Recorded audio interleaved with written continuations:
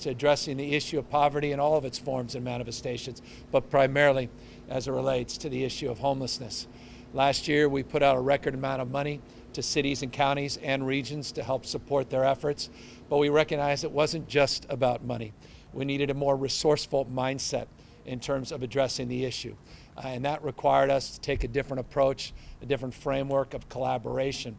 Accordingly, I set forth at the beginning of this year my State of the State, and I decided to take the entire State of the State address and make it about one issue, the issue of homelessness, issues related to homelessness, issues related to brain health, mental health, broadly defined, taking a look back, our history, our past, present, and where we wanted to take this state into the future. We made some bold commitments in our January budget, and no sooner did we make those commitments than self-evidently we started to address the issues of this pandemic. As late as January, early February, repatriation flights into the state of California, a cruise ship off the coast of California into the San Francisco Bay Area, into the Oakland port, and obviously a pandemic that transcends the borders here in this state, our nation, and the rest of the world. Nonetheless, we worked very collaboratively over the course of the last number of months through this crisis to, again, focus with intention on the needs of our most vulnerable Californians. And despite all those headwinds, despite all those changing circumstances, we were resolved and we were committed to figuring out a different strategy, a new way to actually produce real results. I've long said the future is not just something to experience, it's something to manifest. It's our decisions, not conditions, that determine our fate, our future. So we resolved to make new decisions based on changing conditions. And we originated a program, first of its kind, first in the nation. We referred to it as Project Room Key. It was a simple idea, working with our federal partners, working with FEMA primarily, to address our approach to this pandemic. We recognized we needed to do much more to address our most vulnerable Californians that were out in these congregate facilities, out on the streets, sidewalks, and in large encampments all across the state. The prospect of the spread of this disease, the prospect that this disease would spread to people with underlying health conditions, self-evidently presented itself as an opportunity, but also as a challenge for this state. Accordingly, we worked with FEMA to develop a partnership under Project Room Key that allowed us to move forward to procure hotel rooms, motel rooms like this here in Pittsburgh, where we can get people off the streets, out of encampments, out of homeless shelters, out of their cars, Winnebagos, or maybe their neighbor's couch, and get them the privilege of a key, a lock, a place to call home, and begin to support their recovery, support their return, and their opportunity to transfer back with more independence by providing support services. Project Room Key was born just a few months ago, remarkably just in April. Here we are a few months later, and we've reached some really, I think, significant milestones. We took an idea, pen to paper, and today we have 15,679 rooms that we brought in under our portfolio. 15,679 rooms. We estimate 14,200 individuals. Again, the numbers are, forgive me for stumbling over the numbers, I couldn't be more proud of an effort just in a few months to get 14,200 individuals off the streets, out of encampments, and into units like this. 85% of the occupancy for the units that we've set aside for asymptomatic, high-risk, homeless individuals are now occupied. We're here at a facility, 131 rooms, almost every single one of them occupied with over 164 individuals behind these doors, getting support services, getting 3 meals a day, getting the support of incredible leaders like Ivana Martin and her team that embraced this program that is locally driven.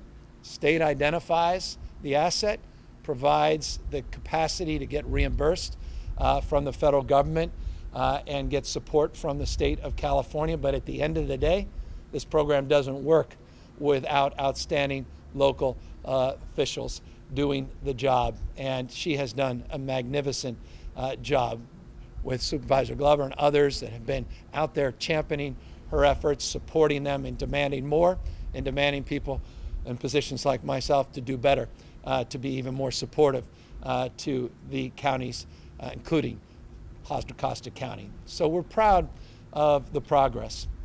Just in a few short months, 14,200 individuals we estimate now out of the conditions that made them vulnerable, now in conditions that give them a little bit more security and give us a little more confidence that we can make a difference and we can make real progress in addressing the issue of homelessness in this state.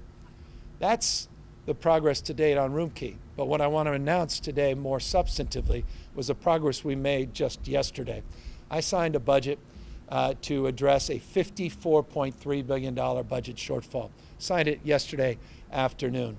Through intense negotiations over the course of the last few months, the legislature and myself, we came together around a framework despite an unprecedented shortfall in such a very focused or short period of time. Again, $6 billion projected budget surplus 100 plus days ago to a $54.3 billion budget deficit that we had to balance. Unlike the federal government, we have to balance our budgets. We were able to sign a balanced budget yesterday, but it did the following. It provided an additional $1.3 billion to cities and to counties to support programs like this, meaning despite the deficit, despite the headwinds of stress that we had to address in balancing our budget, we still made a commitment to lean forward, lean into future, follow through on our commitment to do more and do better for homeless Californians. $900 million of that comes from the state itself. $550 million specifically for acquisition, not just leasing of units like this, but acquiring units like this. And I think this is rather significant. And forgive me again for belaboring this. If I appear to be enthusiastic, it is because I am. For years and years and years, as a former county supervisor myself, a former county mayor, I longed to have the resources to purchase assets like this that would allow us to immediately get people off the street permanently. The reason I longed for that opportunity is we all recognize in the state of California, those of us in the county level and the city level, the cost and the time value of money to procure a site, to get the funding, to acquire the site, to get it set up, to do the entitlement process, to get it built, to get it occupied. 3, 4, 5 years go by. And at the end of the day, the price tag in LA right now, it's about $500,000 per key, per unit. So you start doing the math, 3 to 5 years, $500,000, and you have one unit. If we're going to solve the magnitude of this crisis, 100,000+ people in the state, we've got to do something faster with more intention.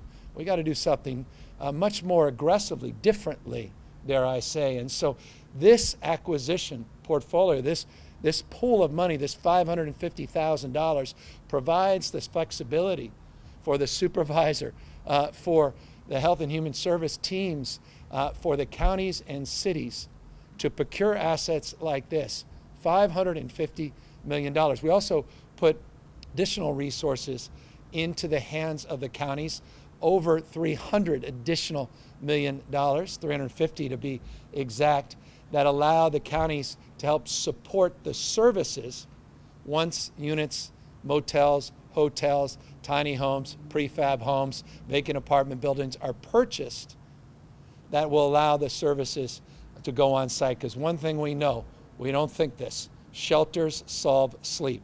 Housing and supportive services solve homelessness.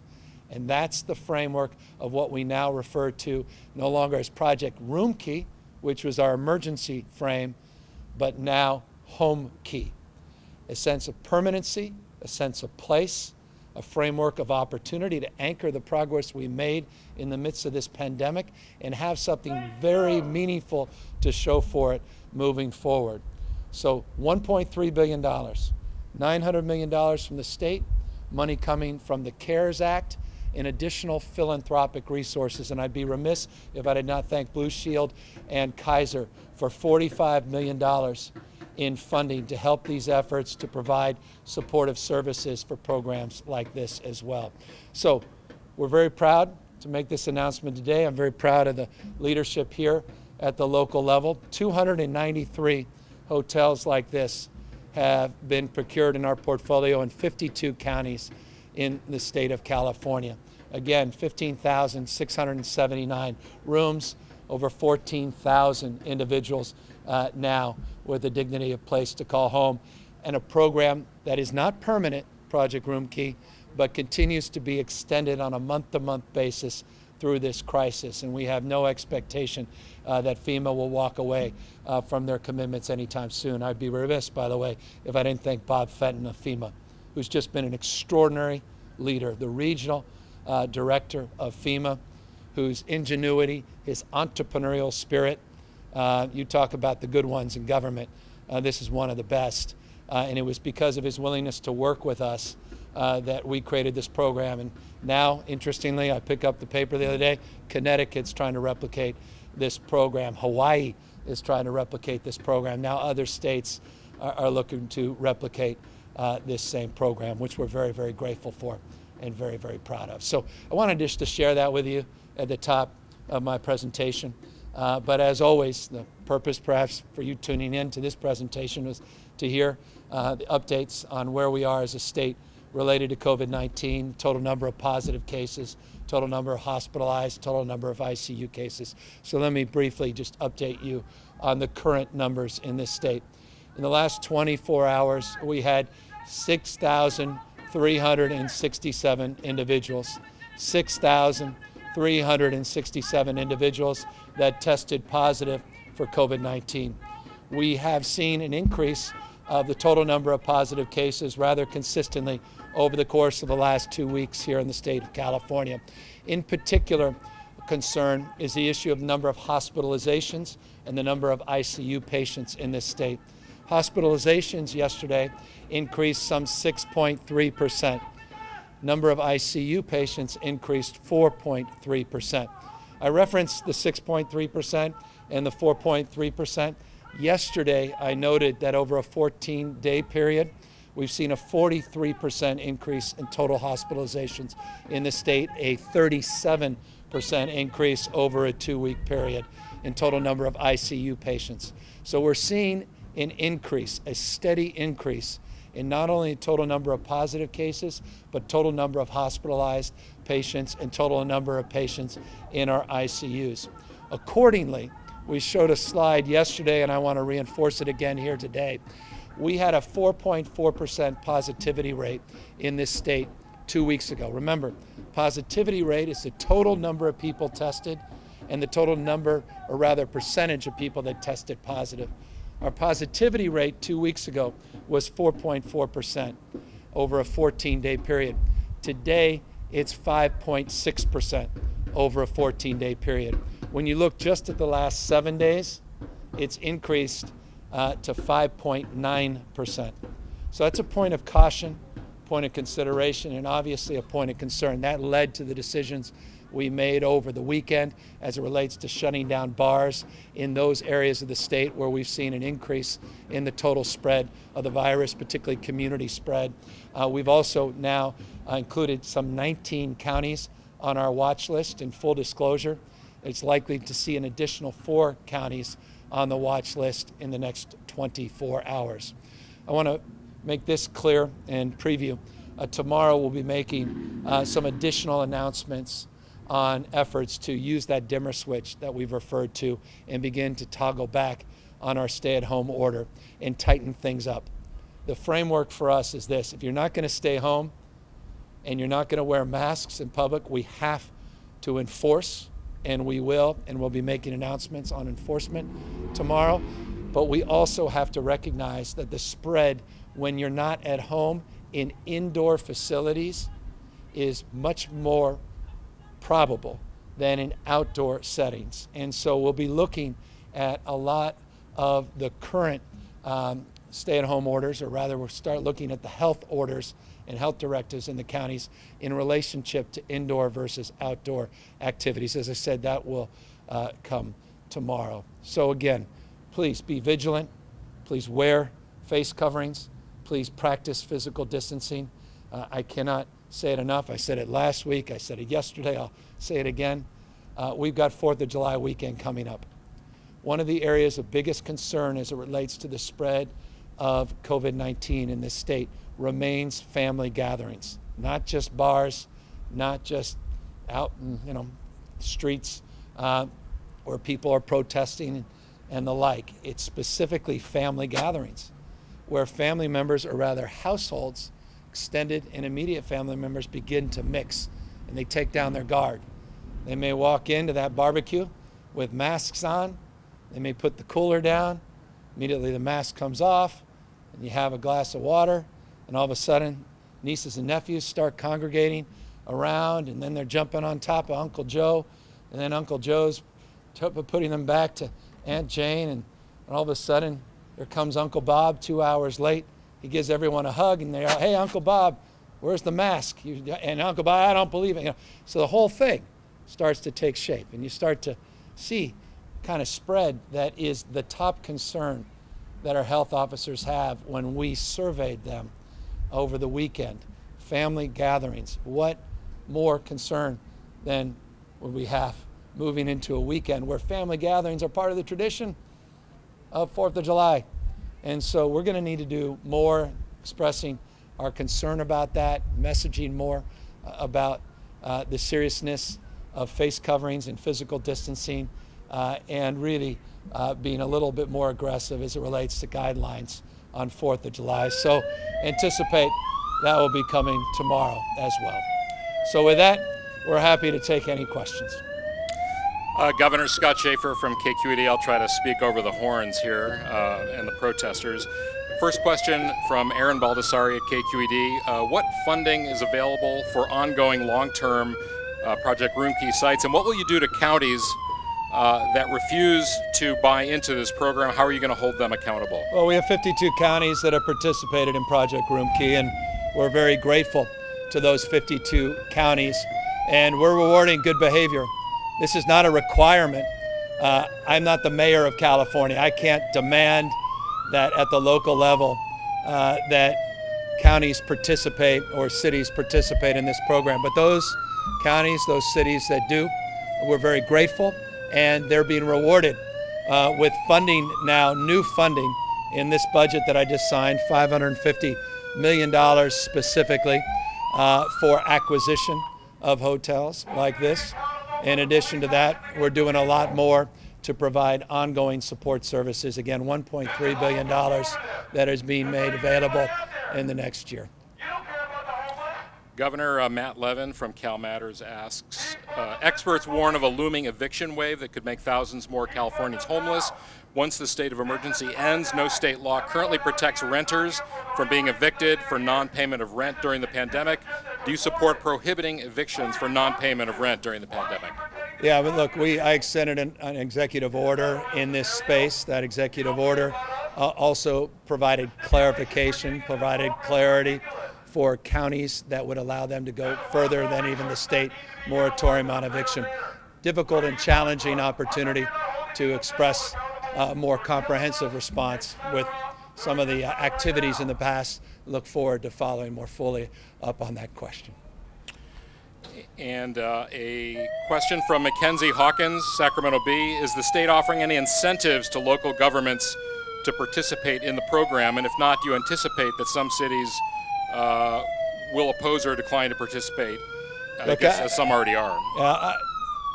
We've done something unprecedented in this nation.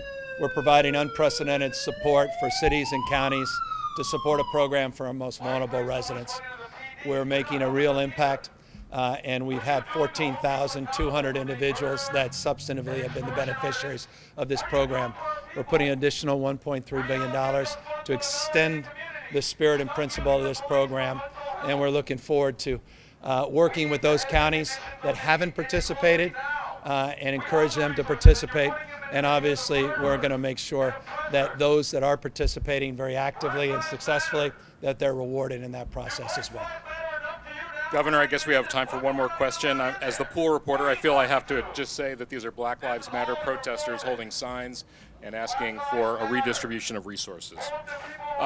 Governor, San Quentin has over 1,000 inmates and more than 100 staff there have tested positive. The new state budget you signed holds counties responsible for not containing the spread of the virus.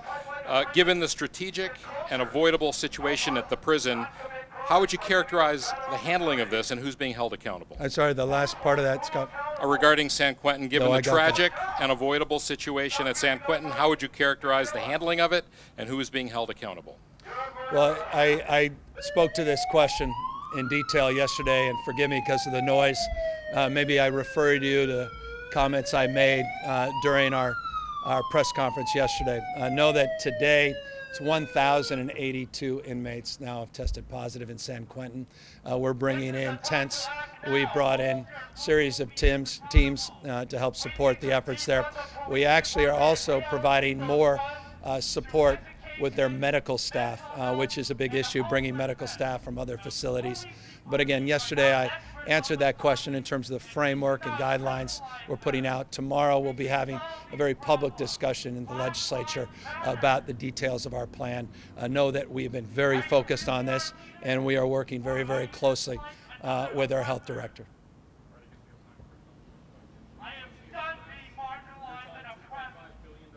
County money to enforcement of state guidance in the mask order. What criteria are you looking at to determine adequate enforcement? And secondly, LA put a mandatory mask order in place weeks before the state did, yet their situation is getting worse. What happened there? Is it due to a lack of enforcement? We're focusing, we have a mandate statewide to wear masks. We believe wearing face coverings can mitigate the spread and the transmission of this virus. We think it's one of the most important non-pharmaceutical interventions to mitigate the spread of COVID-19 in this state. As I said just a moment ago on top of my remarks, we'll be doing more to focus on enforcement in this state. Enforcement comes in many different shapes, meaning primarily it's local enforcement, but also we have, and I've mentioned this yesterday and in prior public comments, we have conditioned $2.5 billion in our state budget on applying the spirit and the letter of the law as it relates to health directives at the county level. If local officials are unwilling to enforce and are being dismissive of those orders, we will condition the distribution of those dollars. Again, $2.5 billion. So there are financial conditions, there's regulatory oversight, there's code oversight. All of those things are part of our overall efforts. OSHA is now very active in this space. Alcohol beverage control is very active in this space. And again, just moments ago, I mentioned that we'll be making more formal and detailed announcement on enforcement tomorrow.